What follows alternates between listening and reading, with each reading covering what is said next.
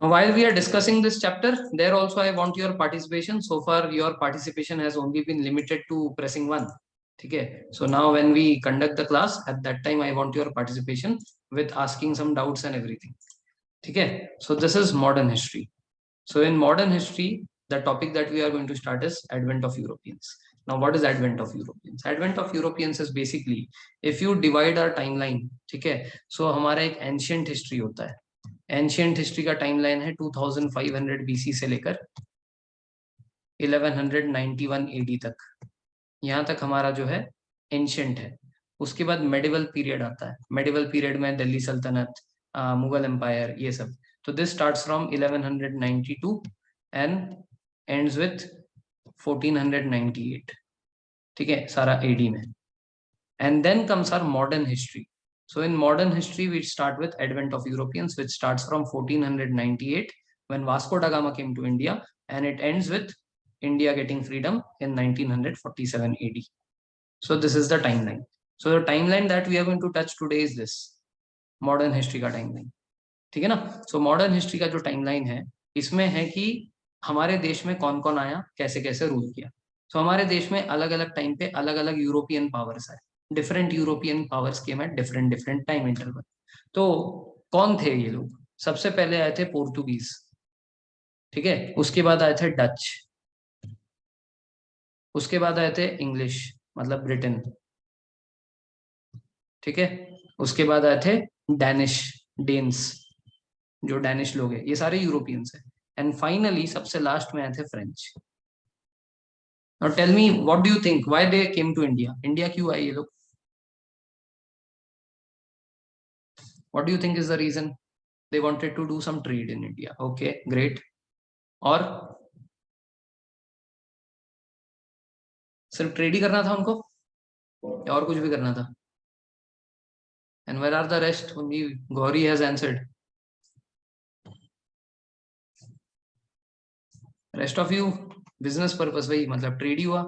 Okay, they wanted to rule. Okay, so he's saying कि they wanted to spread their religion. Very good, nice. They wanted to capture India. This was not initial thing in their mind. Initially ऐसा सोचा नहीं था उन्होंने. ठीक है ना? हाँ, बट ये जो स्प्रेड ऑफ रिलीजन है, ये एकदम सही बोला आपने, ये था उनका. ठीक है, one of the intention was this. ठीक है. Okay, to take away the prosperity of India. ठीक है, इंडिया जो इतना प्रॉस्परस था उसको ले जाना था. ठीक है, वो एक्चुअल में ना दिल्ली सल्तनत और मुगल एम्पायर ने ऑलरेडी वो छीन ही लिया था. ठीक है, तो काफी हद तक इंडिया की प्रॉस्पेरिटी, इंडिया जो एक समय सोने की चिड़िया के नाम से जाना जाता था, वो इन मेडिवल पीरियड में आने वाले जो मुस्लिम रूलर्स थे, इन्होंने ऑलरेडी छीन ही लिया था वो. ठीक है. खैर, तो ये लोग मेनली ओके लेबर पर्पस से, they wanted some labours. This is also a good point. ठीक है, उनके अफ्रीका में कुछ कॉलोनीज थे, और अफ्रीका में वो जो कॉलोनीज है जहाँ पे ये लोग डायमंड, गोल्ड, सिल्वर, ये सब जो एक्सट्रैक्ट करते थे, इसके लिए उनको इंडियन लेबर चाहिए थे, क्योंकि इंडियन सस्ते में मिलते थे. सो लेबर के लिए भी very good point.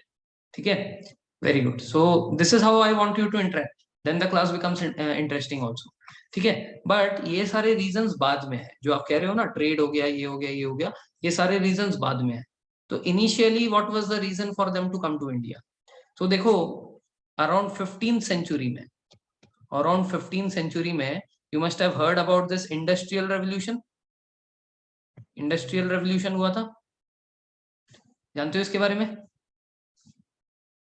Yes, very good. So this industrial revolution which took place, इसके वजह से यूरोप में जो है फैक्ट्रीज बनी थी, कार बनने चालू हुए थे. ठीक है ना? उसके बाद ये लोग कपड़े अभी हाथ से नहीं सिलाते थे, मशीन से बनाते थे. ठीक है ना? तो इंडस्ट्रियल रेवोल्यूशन के कारण they started minting a lot of money. जब बहुत पैसा आता है तो इंसान क्या करता है? उसकी लाइफस्टाइल बदल देता है ना? अब वो जो है रॉयल जिंदगी जीता है. तो वैसे ही यहाँ पे जो यूरोपियंस है, इनकी भी लाइफस्टाइल चेंज हो गई. अब लाइफस्टाइल चेंज होने का मतलब क्या है? You must have seen the western people. इनका लाइफस्टाइल चेंज होने का मतलब दारू पीते रहते हैं, है ना? उसके बाद जो है नॉन वेज खाते हैं. ठीक है, मतलब having meat, having liquor, all this is basically their high standards that they show. तो वही चीज इस पीरियड में भी हो रहा था. सो क्या 15th सेंचुरी मतलब 1400s की बात कर रहा हूँ मैं. 15th सेंचुरी मतलब ईयर इज 1400s. क्या 1400s में फ्रिज होते थे उस टाइम पे? Is there a fridge at that time?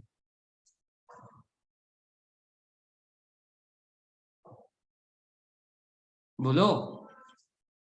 Fridge नहीं होते थे. ओके, तो फ्रिज नहीं होते थे, तो फ्रिज के बदले अब देखो क्या कि मीट तो ला रहे वो लोग. अब मीट को जो है उनको प्रिजर्व करना पड़ेगा ना, मीट तो वरना खराब हो जाएगा, सड़ जाएगा मीट। सो मीट को प्रिजर्व करने के लिए उनको क्या चाहिए होगा? What will they require to preserve this meat? Spices, very good, spices चाहिए था, ठीक है ना, यस, पेपर, ठीक है, salt, all this, salt pepper, इन सबसे स्पाइसेस बनाकर वो लोग उसको मैरिनेट करके उसको प्रिजर्व करते थे, राइट। और ये स्पाइसेस कहाँ मिलता है?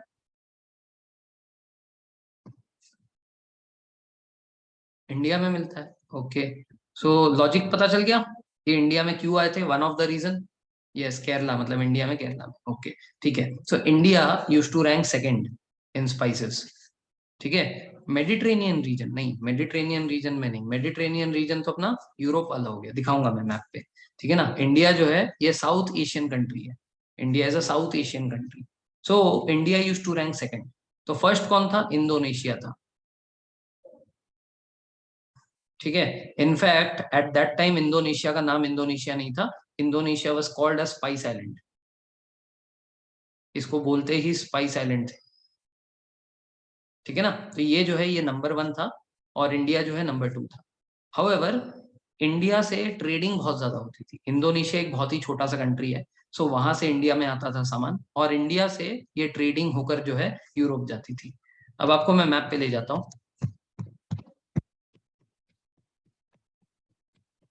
ये अपना world map, this is where India is, ये इंडिया है, this is where Europe is, whole of Europe, ठीक है। आज के डेट में यहाँ से एक स्विस कैनाल बना हुआ है, स्विस कैनाल के थ्रू यहाँ से इंडियन ओशन, ये अरेबियन सी से निकलते हुए रेड सी, ये है रेड सी जो एरिया को मैं सर्कल कर रहा हूँ, ये है मेडिटेरेनियन सी।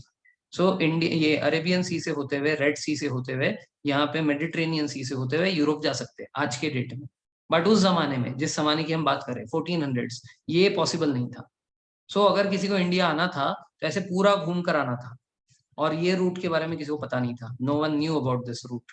सो होता क्या था ना, होता ये था कि ये जो मिडिल एशियन कंट्रीज है, ठीक है, middle eastern countries, middle Asian countries, ये इनको बोलते हैं गल्फ कंट्रीज, ठीक है ना। ये सारे जो है अरब कंट्रीज है, गल्फ कंट्रीज है, ये लोग हमारे मिडिल मैन का काम करते थे।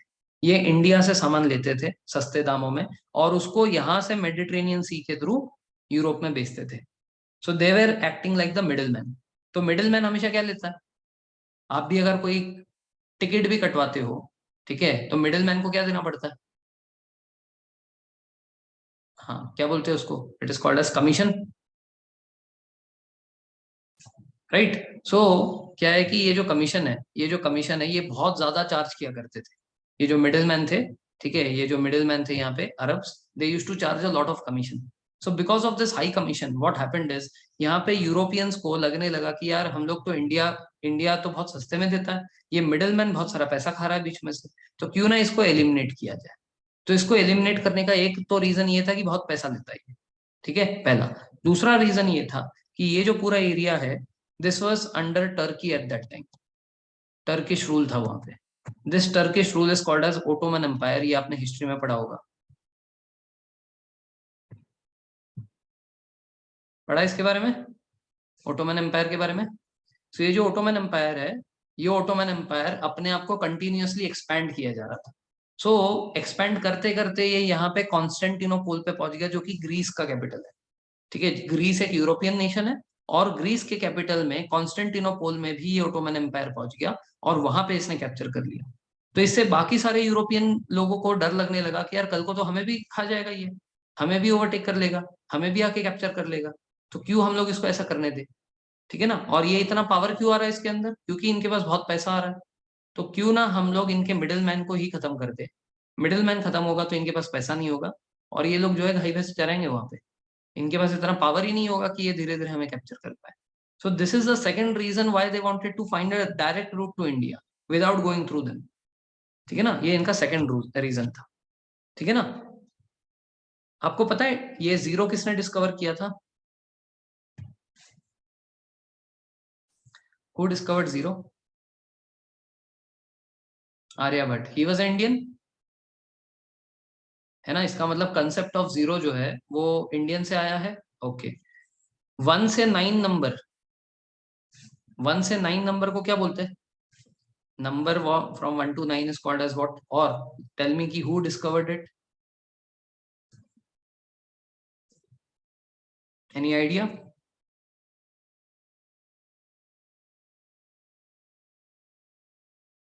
बताओ बताओ बताओ. Waiting for your response. Roman numbers. Okay, नहीं रोमन नंबर्स तो ये होते हैं ना सर, रोमन न्यूमेरिकल्स ये होते हैं. 1 to 9 जो है, 1 to 9 is basically called as Arabic numbers. ठीक है. क्यों ऐसा? एक्चुअल में 1 to 9 भी इंडिया ने ही बनाया था. ये 1 to 9 इंडिया ने बनाने के बाद ये कंसेप्ट अरेबिक कंट्रीज को दिया था. अरेबिक कंट्रीज ने इसे इंग्लैंड में और बाकी पूरे यूरोपियन कंट्रीज में प्रचार किया इसका. तो वहां पे क्योंकि ये अरेबिक कंट्रीज ने प्रचार किया इसलिए इसका नाम हो गया अरेबिक नंबर्स. हाउएवर अभी भी आप अगर मिडिल ईस्ट में जाओगे ना, दुबई वगैरह में जाओगे, वो लोग 1 to 9 को हिंसा बोलते हैं. HINDSA, हिंसा. विच शोज कि इसका जो ओरिजिन है वो इंडिया में है. इट इज कॉल्ड एज हिंसा इन अरेबिक कंट्रीज. ठीक है. Where as it is actually known as Arabic numbers in whole of the world. ठीक है ना. तो ये कंसेप्ट भी इंडिया का ही था. इट क्लियरली शोज कि ये जो अरेबिक थे इनका बहुत ज्यादा इन्फ्लुएंस था यूरोपियंस के ऊपर, इवन दो सामान इंडिया से ही लेकर जाते थे. ठीक है ना. सो क्या हुआ कि एक पोर्तुगीज का राजा था. ठीक है. एक पोर्तुगीज का राजा था जिसका नाम था हेनरी. ठीक है. Prince Henry. So this Prince Henry who was from Portugal. ठीक है. He had this obsession of finding a direct route to India because he just wanted to end this. ये जो मिडिल मैन है इनको पूरे तरह से खत्म करना था. इसलिए प्रिंस हेनरी जो है, ये पोर्तुगल का राजा, ये direct sea route to India ढूंढना चाहता था. ठीक है ना. लेकिन अब समझो ये यूरोपियन कंट्रीज की मेंटालिटी. ये यूरोपियन कंट्रीज ज्यादातर कैथलिक क्रिश्चियंस थे और कैथलिक क्रिश्चियंस अपने पोप को बहुत ज्यादा मानते हैं. You must be knowing about the pope. पूरे क्रिश्चियनिटी का जो हेड है ही इज द पोप. ठीक है ना. ये चर्च को रूल करता है. सो पुराने जमाने में जो यूरोपियन कंट्रीज थी, यहाँ के जो भी राजा थे, ये बिना किसी पोप को पूछे कोई काम नहीं करते थे.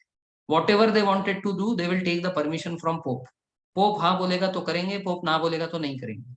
ठीक है ना. सो प्रिंस हेनरी ने उस टाइम पे जो पोप थे उनका नाम था पोप निकोलस 5.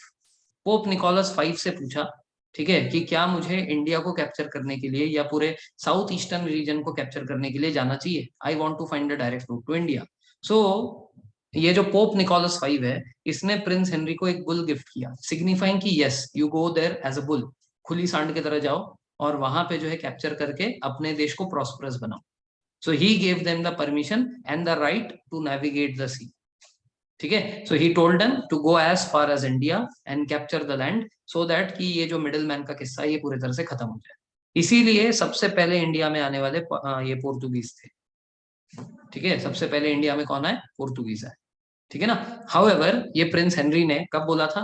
ये इसका जो इंटेंशन था बहुत पुराना इंटेंशन है, 1454 का. ठीक है. 1454 में ऐसा सोचा था कि मैं करूंगा. सो बाय द टाइम वो शुभ मुहूर्त जब तक आया, जब तक एक्चुअल में जो है उसने पूरी तैयारी कर ली कि यहाँ से जाना है, इस इंसान को भेजना है, everything was ready. Eight that time Prince Henry died. बुढ़ा हो गया था तब तक, वो मर गया. ठीक है ना. लेकिन मरने से पहले उसने कुछ एक्सप्लोरर्स जो कि इंडिया के अंदर जाकर नेविगेट करेंगे, कुछ एक्सप्लोरर्स को उसने पे कर रखा था. So there were some paid explorers who are going to find this direct route to India. ठीक है. सो ऐसे दो एक्सप्लोरर्स थे. This is called as age of discovery.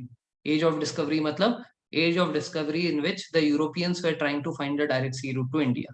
ठीक है. So there were two people associated to this finding the route. So one, वैसे आपने दोनों के नाम ही सुने होंगे. So one was Christopher Columbus. सुना इसके बारे में? Have you heard about Christopher Columbus? Yes. So जो क्रिस्टोफर कोलंबस है, ठीक है, ही वाज फ्रॉम स्पेन. ये स्पेन से थे. तो क्रिस्टोफर कोलंबस पहले, और बाद में जो है ये अपने Vasco da Gama. Vasco da Gama India आए थे finally. So everyone knows about him. So ये दो पेड एक्सप्लोरर्स थे. तो ठीक है ना. तो अब उस टाइम पे ऐसा वर्ल्ड मैप तो था नहीं जैसा अभी अपने सामने है. This kind of world map was not there. So उस टाइम पे एक इंसान था जिसने वर्ल्ड मैप बनाया था. उसका नाम है मोहम्मद अल इदरीसी. और वो ये वाला मैप है. So this was the world map of that time. ठीक है ना. तो इसमें जो ब्लू ब्लू दिख रहा है ये समुद्र वाला एरिया है. जो आपको लैंड वाला दिख रहा है वो ये व्हाइटिश कलर में, ऑफ व्हाइट कलर में. ठीक है. तो ये मैप उसी को समझ में आ रहा है, हमें तो नहीं आया बिल्कुल भी. ठीक है. So you must have seen the Muslim text, Islamic text. उसमें जो उर्दू लिखते हैं ना वो उल्टा लिखते हैं।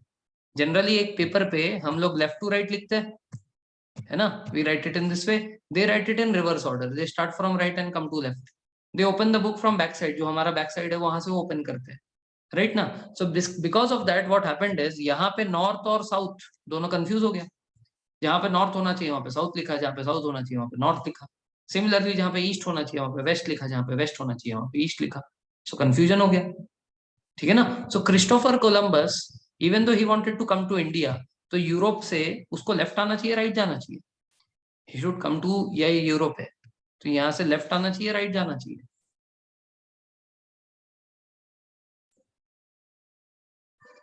बताओ इंडिया आना है तो क्या करे, यहाँ से राइट की तरफ मुड़ेंगे, यस, ठीक है।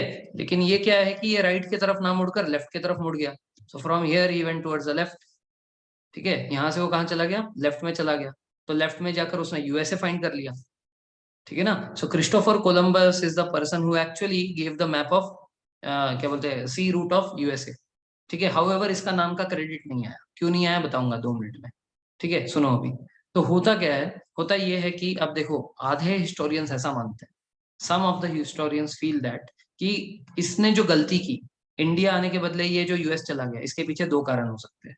अब हिस्टोरियंस भी उस टाइम पे थे नहीं ना, no one knows for sure कि दोनों में से कौन सा कारण है।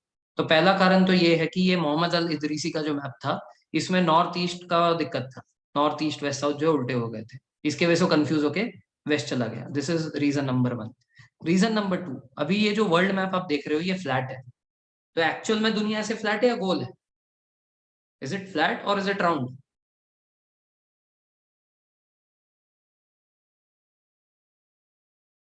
It is round, that means ये जो मैप है इस मैप को मुझे ऐसे कर्व करना पड़ेगा, so from this point and this point I will make a curve like this, समझ में आ रहा है? सो जब मैं इसको ऐसे कर्व करूंगा तो ये वाला जो पोर्शन है और ये वाला जो पोर्शन है ये आपस में ऐसे जुड़ जाएंगे पीछे से, ठीक है ना। दैट मीन्स ये वाला जो हिस्सा है ये इस पॉइंट ऑफ एरिया से पीछे से ऐसा जुड़ेगा, ठीक है ना। Now I will give you an example, the example is that, ये अभी देखो यूएसए इधर है, दिस इज यूएसए, ठीक है, ये यूएसए हमारा। अब मुझे यूएसए से जो है जापान जाना है, जापान इधर है जो मैं सेकंड सर्कल बना रहा हूँ। सो this is USA, this is Japan, ठीक है ना। तो एक तरीका तो है कि मैं राइट में टर्न मारूं और ऐसे पूरा घूमकर इतना सारा उड़ान भरकर मैं जापान आऊं। दूसरा तरीका ये है कि अगर मैं यहाँ से ऐसे लेफ्ट मारता, ठीक है, तो as I said the earth is round, ये यहाँ से जल्दी नहीं पहुंच जाऊंगा, ठीक है। अगर मैं लेफ्ट टर्न मारूं, सो मैं यहाँ से अब ऐसे आकर जापान जा सकता हूँ, समझ में आ रहा है। यूएसए से लेफ्ट टर्न लूंगा, so as the earth is round from that side USA से वहां पे जल्दी पहुंच जाऊंगा मैं, क्लियर हो रहा है? ओके। सो क्रिस्टोफर कोलंबस ने भी हो सकता है कि ऐसा दिमाग लगाया होगा कि as we are in the western side, India is in the eastern side, may be if I take a left turn I will reach India soon, ठीक है ना। जस्ट लाइक यूएसए से जापान जाना पास पड़ता है अगर मैं वेस्ट टर्न मारूं तो। बट सर डिस्टेंस तो बढ़ेगा ना, नहीं डिस्टेंस नहीं बढ़ेगा, वही तो कह रहा हूँ, डिस्टेंस नहीं बढ़ेगा। इसको गोल इमेजिन करो, यहाँ पे यूएसए यहाँ पे जापान, अब अगर मैं राइट जाऊंगा तो ऐसे गोल घूम कर आना पड़ेगा, बट लेफ्ट जाऊंगा तो ऐसे पहुंच जाऊंगा, राइट जाऊंगा तो ऐसे आ रहा हूँ और लेफ्ट जाऊंगा तो ऐसे जा रहा हूँ, सो डिस्टेंस छोटा पड़ेगा। ग्लोब पे देखना, कभी घर में अगर ग्लोब होगा आपके, ग्लोब पे यूएसए और जापान लेफ्ट जाकर देखो, राइट जाओगे तो डिस्टेंस लंबा पड़ेगा, ठीक है ना। तो ऐसे क्रिस्टोफर कोलंबस को भी लगा, ठीक है, यस, तो क्रिस्टोफर कोलंबस को भी लगा कि अगर मैं लेफ्ट टर्न मारूंगा तो हो सकता है कि मैं वेस्टर्न कंट्री से ईस्टर्न कंट्री में जल्दी पहुंचूंगा, तो may be because of that he took a left, ऐसा हिस्टोरियंस का मानना है, मेरा नहीं, ठीक है ना। So this are the 2 reasons may be because of which he had taken a left turn. However जहां पे भी गया, किधर गया, यहाँ से वो पहुंच गया, यहाँ पे एक छोटा सा आइलैंड है जिसको बोलते हैं बहामास, ठीक है। बहामास देखा होगा आपने, ठीक है, सलमान खान का एक ऐड आता है बहामास चप्पल का, ठीक है, बीच पे डांस करता है, तो वही है। तो basically this is Bahamas which is in north America. So north America में ये जो बहामास था, ये बहामास पे वो पहुंच गया। अभी यूएसए के बारे में कोई नहीं जानता दुनिया, नो वन नोज। सो वहां पे कुछ लोकल लोग रहते थे जो कि काले दिखते थे, ठीक है ना, जो कि they were not very fair like the American that we see today, they were not like that. वहां के जो ओरिजिनल इनहेबिटेंट्स थे, they are called as red Indians. Why are they called as red Indians, you will get to know now. तो वो वहां पे पहुंचा, उसको लगा कि ये दुनिया के बारे में तो किसी को पता नहीं है, इस देश के बारे में। सो ही थॉट कि he has reached India. Columbus को लगा कि वो इंडिया पहुंच गया। तो वहां के जो लोकल लोगों को देखा, जो थोड़े से काले काले दिख रहे थे, तो उसने सुना था कि इंडियंस ऐसे ही होते हैं, थोड़े काले काले से होते हैं। He had never seen A Indian. तो ही थॉट कि यही लोग होंगे। ठीक है ना। तो इसीलिए क्रिस्टोफर कोलंबस को लगा कि ये इंडियंस ही है, ये जो हल्के से काले है, मेरे उससे मैच करता है जो डिस्क्रिप्शन मैंने सुना है। सो ही थॉट कि he came to India. So that is why he name those people over there as Indians. ठीक है ना। तो अब उनको इंडियंस बोल रहे हैं, लेकिन एक्चुअल इंडियंस तो हमें ना अपने देश में।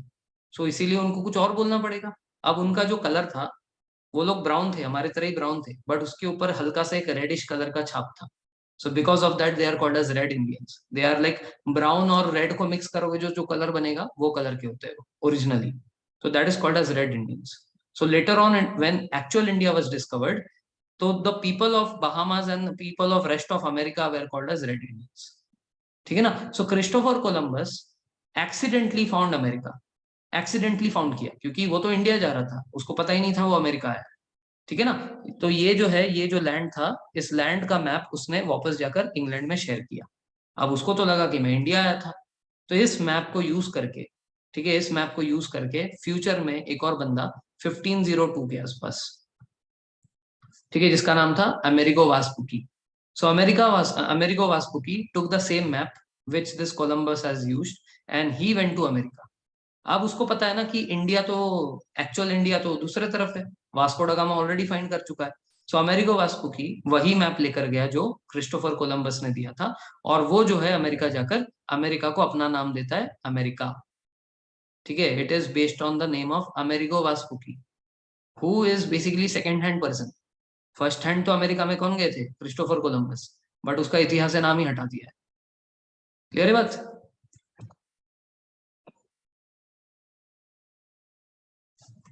कोई doubt? Okay. So this is about Christopher Columbus. So Christopher, हाँ ऋषिकेश पूछो। If you have any doubt, Janhvi, if you have any doubt you can ask.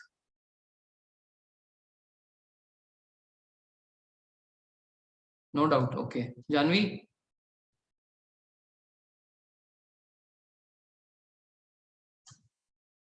Presuming that कि you said no for no doubts, zero for no doubts, okay ठीक है, चलो, okay, great. सो ये तो हो गया क्रिस्टोफर कोलंबस का काम। ठीक है। तो क्रिस्टोफर कोलंबस जो है 1492 में निकला था।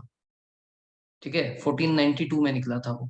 ठीक है। और उसके करीब 7 साल बाद, ठीक है, 1497 में, 1497 में पोर्तुगल से निकला था अपना Vasco da Gama. Now Vasco da Gama took his route in this way. ये है वास्को डा गामा का रूट जो आपको इस मैप में दिख रहा है। ठीक है। तो यहाँ पे पोर्तुगल से ये निकला, यहाँ से वो अफ्रीका में आया, यहाँ पे थोड़ा रेस्ट किया, यहाँ से नीचे गया केप ऑफ गुड होप में। केप ऑफ गुड होप के बाद उसको पता नहीं कि क्या करना है। He did not know how to reach India.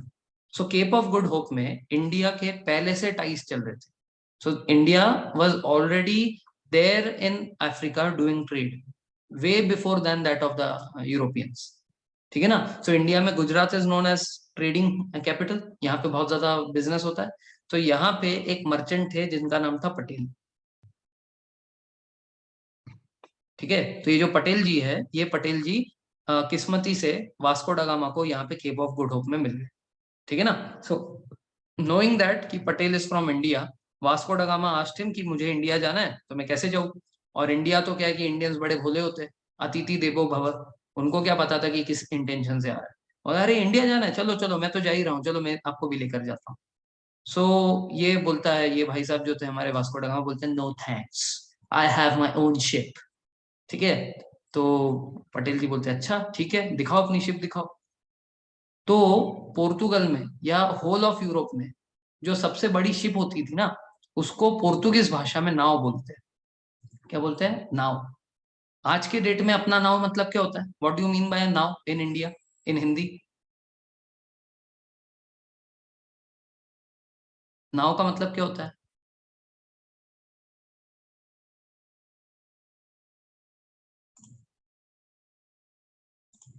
नाव का मतलब होता है बोट, छोटा, है ना। यस यस, छोटा बोट, ओके। सो पटेल जी बोलते हैं कि चलो ठीक है, मेरे को अपना बोट दिखाओ जरा। ठीक है, तो उसका बोर्ड दिखाता है, बोलता है ये तुम्हारा नाम। तो हंस देता है, बोलता है अरे पता है आपको, ये जो इंडियन ओशन है ना, ये पूरा पायरेट से भरा हुआ है, कच्चा चबा जाएंगे आप, इंडिया क्या मतलब आपकी लाश भी नहीं मिलेगी, ठीक है ना, समुद्र में फेंक देंगे। So if you take this boat you will never reach India. ठीक है, तो बोले अच्छा ऐसा क्या, तो मैं क्या करूं। तो पटेल जी बोले आओ आपको हम अब दिखाते शिप क्या होता है, आ जा तू थोड़ा कुपचे में। ठीक है, then he had shown him 7 very very large ship, जो कि उसके उसके जो छोटा बोट है, बोट से क्या ही कंपेयर करना, 10 गुना बड़े उसके पास 12 शिप्स थे। तो आपने देखा होगा ना, जैसे प्राइम मिनिस्टर जाता है या कोई ऐसे इंपॉर्टेंट वीआईपी जाते हैं, तो उनका कार बीच में रहता है और आगे और पीछे बहुत सारे कार रहते हैं, इसको बोलते हैं कन्वॉय। ठीक है, तो यहाँ पे इसके शिप को बीच में, इसका जो बोट था उसको बीच में रख के इन लोगों ने अपने पूरे 12 शिप्स को ऐसे कन्वॉय जैसा बनाया, ताकि इसको बीच में प्रोटेक्शन मिल सके। ठीक है, ऐसे करके उसको जो है धीरे धीरे धीरे इंडिया लेकर आकर यहाँ पे कैलिकट में छोड़ दिया। ठीक है, पटेल जी बड़े चालाक है, वो अपनी जगह पे थोड़ी ले जाएंगे, वहां पे तो उनका बिजनेस करना है। ये भाई साहब जो आए हैं बिजनेस करने के लिए, ये गुजरात में जाएगा तो पटेल भाई को कंपटीशन होगा। तो वेरी बुद्धिमान छे Patel ji. So that is why he left him at Calicut. Calicut में छोड़ दिया, तो उधर मजे कर, गुजरात नहीं आने का। ठीक है, इंडिया बोला था, इंडिया ही है वो, इंडिया में छोड़ दिया।